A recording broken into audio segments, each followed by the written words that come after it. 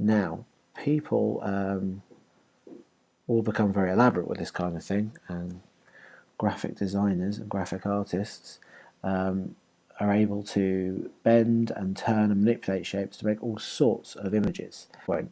So what we're going to do is, where we can't actually draw these things ourselves, or we don't have the time to learn or even to put these things into action, we can borrow from the best out there. We can do this by using the internet to bring in vector shapes that have already been designed for us.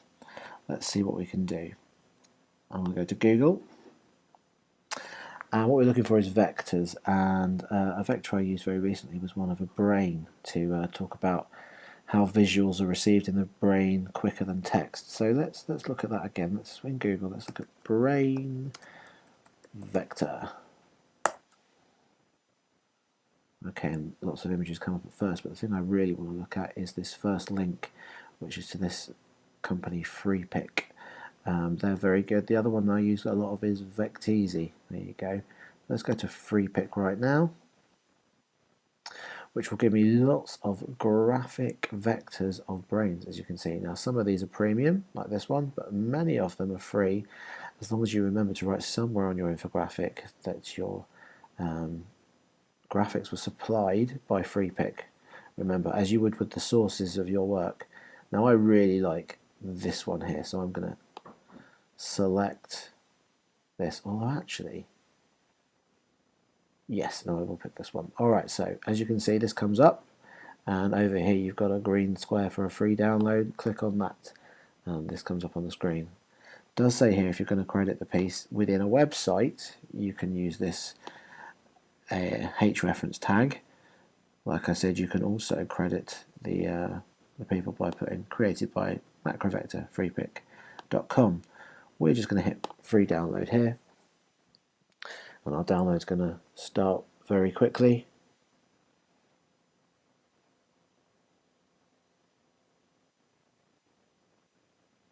There we go, we have it. Back to Illustrator, just waiting for that to open up because I usually download as a zip. Perfect, that's good. That's there, good stuff. Back to Illustrator, and I'm now going to import that image or elements of that image into my artboard here. This is how I'm going to do it. I'm going to open up the image that I downloaded. So that's File and Open is what I went to there. We'll wait for this to open up. Downloads, where are you? Downloads, there you are. Brain Infographics set, double click on that. Now you've got some options here. I don't want the JPEG because the JPEG will be a flat image. I won't be able to pull apart the things I want. So I'm going to the EPS. The files you want to look out for when you do this are either EPS files or AI files. Let's open that up. Saying I don't have the correct fonts, but that's okay, we're not looking for the fonts right now. And here we are. Here is that infographic. Not only is it here, but we can click on things, which will select things for us. Now that's selected everything up here, which is huge. I don't want all this. Two things I could do. I could use the direct selection tool, see where that will take me. Click away and click on this. Well, that's just a part of the brain, not all of it. How do I get the whole thing? Let's go back to my selection tool, click on the brain. Well, that's taken everything. It's all grouped together. So, as we looked at grouping before, let's right click on our mouse pad, and what we can do is we can ungroup. Let's ungroup. See what that leaves us. If I click on the brain now. Oh yes, just the brain, but also the shadow. This is something that you'll find a lot of. Groups within groups within groups. So you have to be careful as you navigate to try and, if you're clicking on something that's clicking on too much, it's probably in a group. I like all this brain. If I drag it out, yep, that's good. I want all of that. What I'm going to do is I'm going to, if I hit edit up here, I can go to copy. And that did it for me. Go back to my artboard, and then go to edit and go to paste. And there it is. It came out remarkably small, but it's okay, it's a vector. I'll make sure the whole thing's selected. I will zoom in a little bit there. Go to one of these corners, hold shift to make sure it's all proportionate, drag it, and that's going to make it as big as I want it to be. There we go, that's quite a nice size. It still has that shadow. I might not want that shadow, I might want to get rid of it. I can start ungrouping everything. I can also use the direct selection tool on the shadow and then hit delete and it's gone. Now, this is great. I have this fantastically designed icon of a brain, and I can use that in whatever report I need to use it in. I can also change the colours of it just by using this direct selection tool. Let's say I want to make the whole thing, give it a kind of a green theme. Let's select this one part here, this orange part, and go over to, oh look, I've got a huge contrast of greens there, so I'm going to use those. That's perfect. I think I'll make the other side just the same. I can go back over here, select it again, there we go, that's good. Now let's use that on the inside of the brain, and that colour, that's looking good. What else do I want to do? Let's change up these lines, so I have to go in a little bit here, zoom in a little bit more. There we go, make sure I've selected the thing I actually want to select. Let's use dark green for that, that looks good. Let's do the same thing again for these little bits. You see, I only selected one little bit there, so I'm going to hold shift, go on all the bits that I want to change, make sure they're all selected at the same time.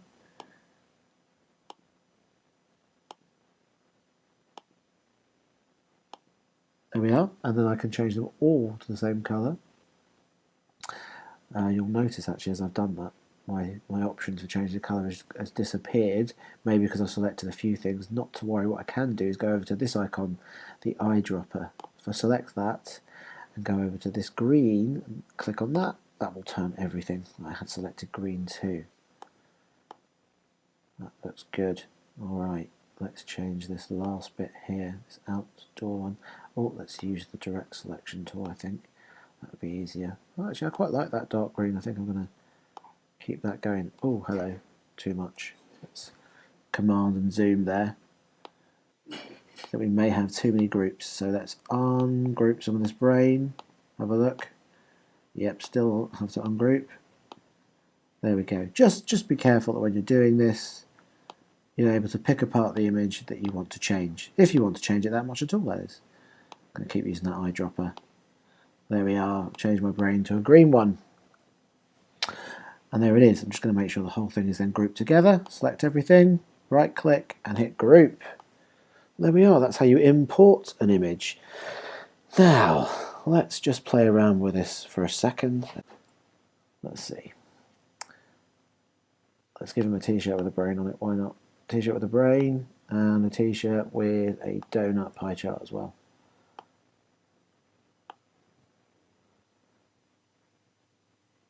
Oh, look what happened there.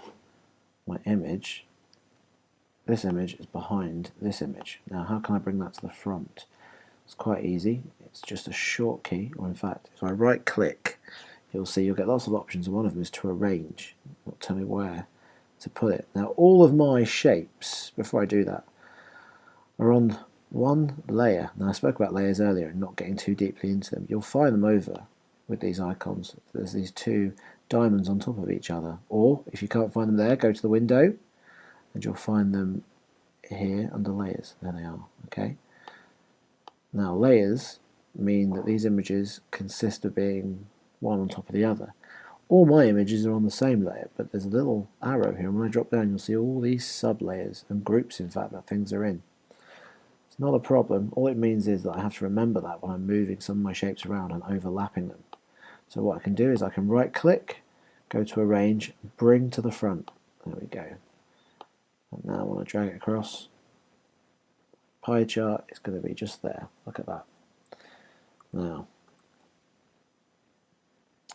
the colours here aren't really working for me. I'm going to take my orange guy using the eyedropper. I'm going to change him green as well. And I think I'm going to make my pie chart a whole bunch of, let's use the direct selection tool, make my pie chart a whole series of greens that will stand out. Okay, let's make that one.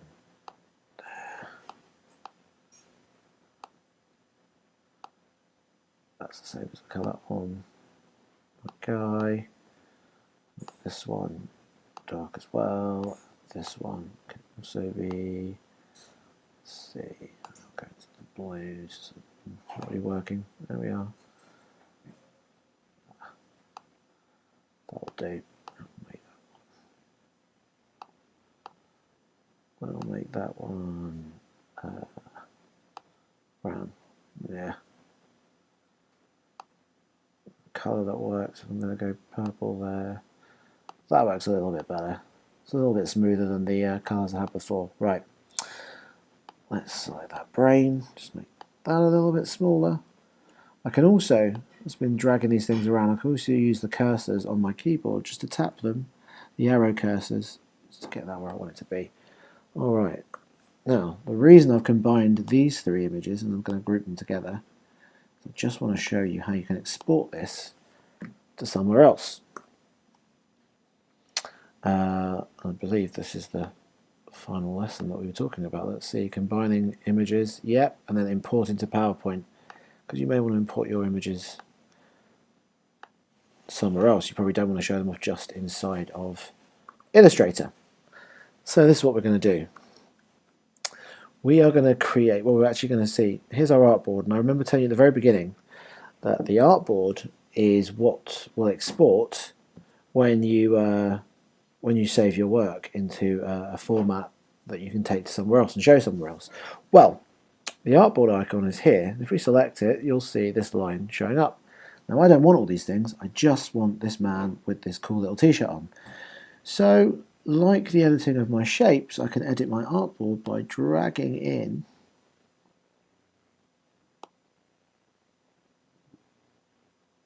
the sides until I get exactly what I want, which is my guy with his funky t-shirt and nothing else. Now what I can do is export. Before I do, we should probably save all of our work, which we haven't done yet. So click File, click Save As.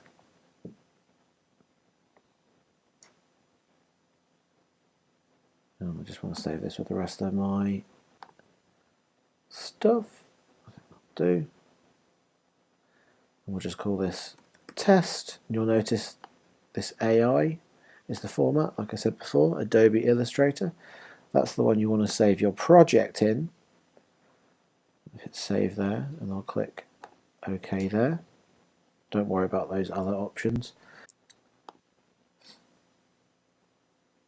Okay, so now I'm going to move up to the selection tool, just move away from the artboard itself.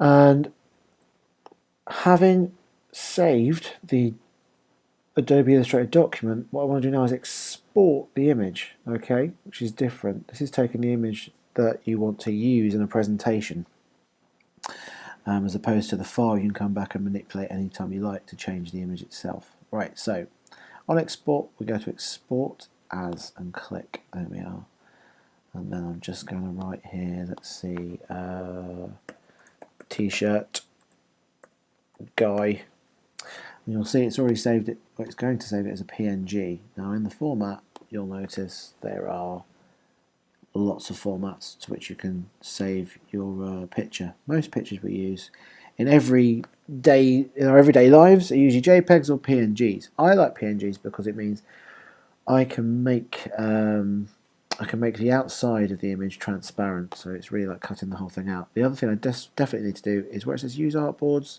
I just want to tick. Alright, you can have more than one artboard at once, but that's probably a tutorial for another time. Doesn't matter if I hit all because I only have one artboard, so let's export. Now I've got a few extra options. And here they are, see, I can have my background colour is transparent, which is what I want. But you could also choose white or black if you wanted to. The other thing to look out for is the resolution. Screen here is 72 ppi, that's pixels per inch.